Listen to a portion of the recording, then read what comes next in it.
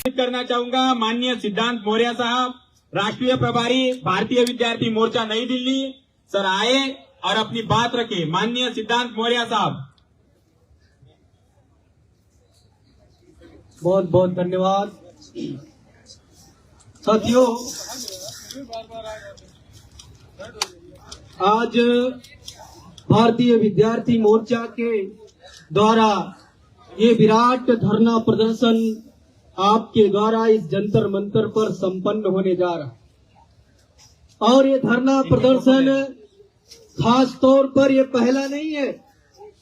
ये 8 राज्यों से ऐसी रैलियां निकालते हुए बेरोजगारी, शिक्षा, निजीकरण के विरोध में देश भर में हमने रैलियां की और रैलियां करने के बाद आज ये धरना प्रदर्शन का समापनी कार्यक्रम के तौर पर हो रहा इस साल का।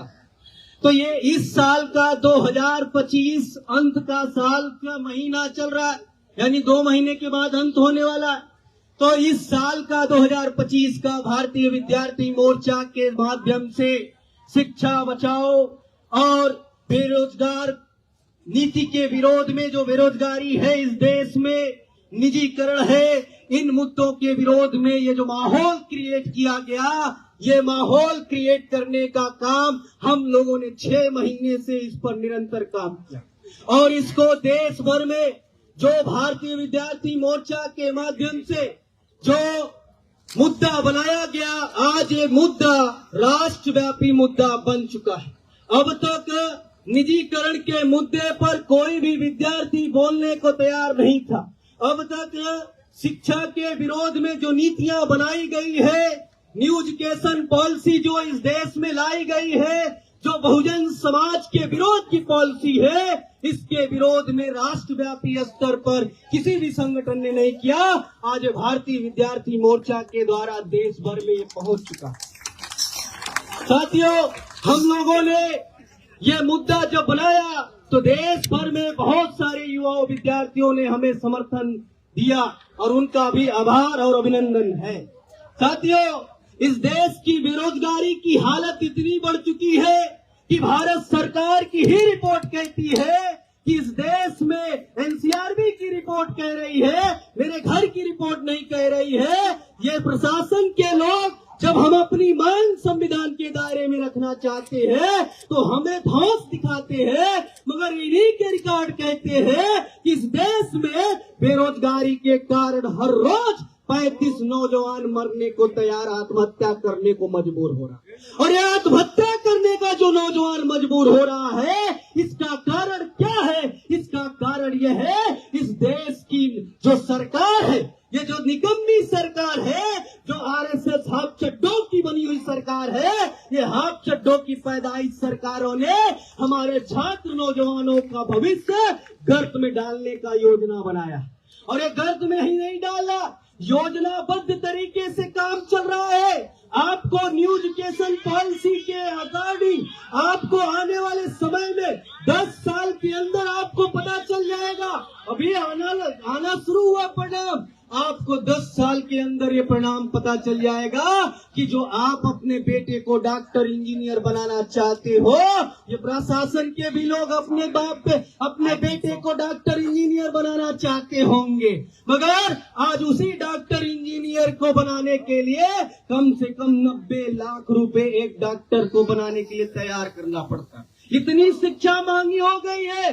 एक छोटे क्लास का बच्चा जिसकी उम्र 5 से 7 साल की बीच की होगी, वो कॉन्वेंट स्कूल में पढ़ता होगा, उसकी भी फीस यही कर्मचारी के लोग देते होंगे, कम से कम महीने का 10,000 रुपए देते होंगे। और वो जो फीस दे रहे हैं, वो कॉन्वेंट स्कूल में जो दे रहे हैं, ये आपकी ही कमाई का जा रहा है। इसलिए साथियों, ये केवल भारतीय विद्यार्थी मोर्चा की लड़ाई नहीं है, ये प्रशासन के भी साथियों से कह देना चाहता हूँ। बार बार आपने हमें धमकी भी दिया कि हम FIR कर देंगे, हम आपको अरेस्ट कर देंगे, और क्या क्या आपने कहा, लेकिन ये भारतीय विद्यार्थी मोर्चा के वो नौजवान है कि एक बार आपने आपके सामने मैंने कहा कि सभी को बैठ जाना चाहिए, तो अनुशासन में रह करके बैठ गए।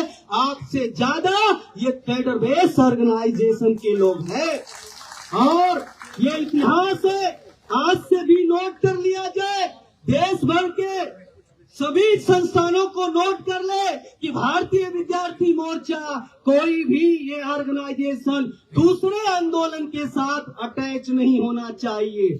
आप दूसरे आंदोलन के साथ इस ऑर्गेनाइजेशन को अटैच करना चाहते थे, ये अटैच होने वाला नहीं है। ये अटैक संविधान के दायरे में करने वाले लोग हैं, संविधान के आर्टिकल 19 के दायरे में करने वाले लोग हैं। इसलिए हमें अपने नौजवानों से भी ये अपील करना चाहते हैं। अभी आपकी समस्या बेरोजगारी इतनी हालात में पहुंचा दी गई कि ये जो भुखमरी है, ये भुखमरी आपके घर तक भी पहुंच सकती है। आपके घर में भी आपका भाई बंधु आत्महत्या का शिकार हो सकता है। अब आपने अगर ये आत्महत्या का शिकार रोकना चाहते हो तो आपके सामने मात्र एक ही विकल्प है कि यहाँ से जाने के बाद घर मत बैठना, यहाँ से जाने के बाद अपने ब्लॉक पर, अपने न्याय पंचायत पर, हर यूनिवर्सिटी, हर महाविद्यालय में ये झंडा गाड़ देना, पटाखा फहरा देना झंडे का। और आज से ये बात ऐलान की जाती है कि अब हम 2026 में, अब तक हम 25 में यूनिवर्सिटीज में नहीं हस्ताक्षेप करते थे, मगर आज से ये इस कार्यक्रम के माध्यम से ऐलानिया कह रहे हैं, हम अपने विद्यार्थियों से भी कह रहे हैं कि यहाँ से जाने के बाद आप सभी साथियों ज्यादा से ज्यादा संगठन का निर्माण अपने विश्वविद्यालय महाविद्यालय में शुरू कर दो और हर स्तर पे शुरू कर दो। अगर ये लड़ाई जीतना चाहते हो तो आपको इस लड़ाई जीतने के लिए संगठित शक्ति जरूर निर्माण करनी पड़ेगी और खास तौर पर विद्यार्थियों को अपना निर्माण करना होगा। साथियों, ये बात हम लोगों को समझने की जरूरत है। इसी मैदान में कुछ दिन पहले पेपर लीक, एसएससी के पेपर लीक को लेकर के कुछ टीचर्स बंधु के माध्यम से आंदोलन हुआ और वहां पर बहुत सारे अनियमितता और लाठी चार्ज इस प्रशासन के लोगों के द्वारा किया गया। उसकी हम भर्त्सना करते हैं, मगर इस बात का भी करते हैं जो असंवैधानिक तरीके से जो उन्होंने ये कोशिश की, वो भी इसके जिम्मेदार है। तो साथियों, इस देश में 65 पेपर अब तक लीक हुए और उस 65 पेपर में मात्र 5 साल के अंदर 65 पेपर लीक हुआ और 65 पेपर में से 45 पेपर जो लीक हुए हैं वो केवल सरकारी भर्ती के पेपर हैं। हर पेपर जो आपसे बच्चों को भरवाया जाता है उसका शुल्क कम से कम 100 रुपए से लेकर के उसका शुल्क 4000 तक सरकारें लेती है ना। आप भरते होंगे नौकरियों के लिए आवेदन और इन आवेदन के नाम से, सुविधा शुल्क के नाम से, परीक्षा के नाम से ये सरकार, निकम्मी सरकार, इस बेरोजगार नौजवानों से खून चूस करके पैसा लेती है और पैसा लेने के बाद इन्हीं पैसा को वो गटक जाती है और 45 पेपरों को निरस्त कर दिया जो सरकारी भर्ती। एक पेपर अगर हुए, एक पेपर में अगर सामान्य रूप से 1 करोड़ लोग आवेदक होते हैं और 100 रुपए भी अगर जाता है प्रति व्यक्ति, तो आप सोचो कितने करोड़ रुपए भारत सरकार के खजान में जाता है, भारत सरकार के पास जाता है। यानी आपको लूटने का काम कर रही है, आपको नौकरी देने के नाम से आपको लूट का काम सरकार कर रही है। इसका भी बंदोबस्त हमें करना होगा और इस मंच के माध्यम से मैं सरकार के लोगों से और राष्ट्रपति को आज ज्ञापन भी हम देंगे और इस ज्ञापन में हमने ये बात कहा है कि हमारे विद्यार्थियों का ये जो फीस वसूली की जा रही है, जो शुल्क वसूला जा रहा है नाजायज तरीके से, उस शुल्क को खत्म किया जाना चाहिए। निःशुल्क विद्यार्थियों को फॉर्म भरने का, आवेदन भरने का अधिकार होना चाहिए। उसकी क्राइटेरिया आप निर्धारित करो। आप सोच सकते हो अभी एक परीक्षा फॉर्म केवल 1000 पोस्टिंग आती है, उसके आवेदक 1 करोड़ है और इन नकम्मी सरकार कह रही है कि हाँ अब हमने बेरोजगारी समाप्त कर दी है, बेरोजगारी समाप्त कर दी है। हर रोज पेपर में रिपोर्ट आता है कि बेरोजगारी कम हो रही है। मगर साथियों, अगर बेरोजगारी कम हो रही है तो आवेदक की संख्या कैसे बढ़ रही है? एक पेपर 1000 पोस्ट पर करोड़ों लोग आवेदक कैसे आ रहे हैं? अरे आवेदक इतने बढ़ जा रहे हैं कि भारत सरकार रेलवे मंत्रालय 1,35,000 वैकेंसी को क्लियर कराते कराते कराते 5 साल लगा दिया। उनकी परीक्षा लेते लेते, उनका रिजल्ट आउट करते करते ये हालात है देश की। ये चले थे विश्व गुरु भारत को बनाने के लिए। साथियों, शुरू हुई थी, नरेंद्र मोदी ने 2014 में कहा था कि हम 2 करोड़ नौकरियां देंगे। जिस नरेंद्र मोदी ने आपको कहा 2 करोड़ नौकरियां देंगे, सीएमआई की रिपोर्ट कह रही है 1 करोड़ 50 लाख नौकरियां 2018 तक इस नरेंद्र मोदी ने खत्म कर दिया। ये रिपोर्ट कह रही है, सीएमआई की ही कह रही है।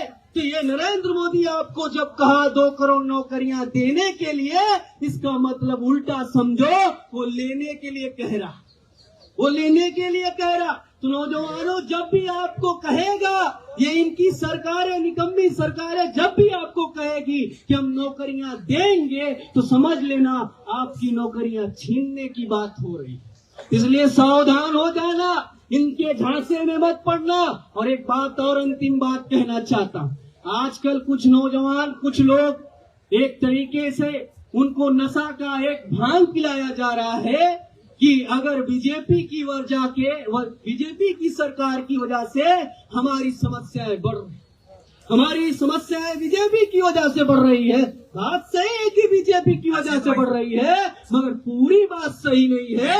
आज अगर बेरोजगारी खड़ी हुई है, इसका जिम्मेदार कांग्रेस भी है। 1991 में इसी कांग्रेस ने इसी संसद में बजट पेश करके लाया था। बजट पेश करते समय आपको एलपीजी नाम का कानून लाया, लिबरलाइजेशन, प्राइवेटाइजेशन, ग्लोबलाइजेशन लाया, और इस लाने की वजह से ये सारे विभागों को प्राइवेट में देना शुरू किया। तो जहां जो आज हमारे पढ़े लिखे कुछ अपने आप को उनके हरिजन होंगे, लेकिन हमारे समाज के लोग किसी के हरिजन और दलित नहीं है। ये हमारे विद्यार्थी के समाज के लोग किसी के हरिजन और किसी के दलित नहीं है। इनका संवैधानिक बाबा साहब अम्बेडकर ने पहचान दिया है, शेड्यूल कास्ट और शेड्यूल ट्राइब पहचान दिया है।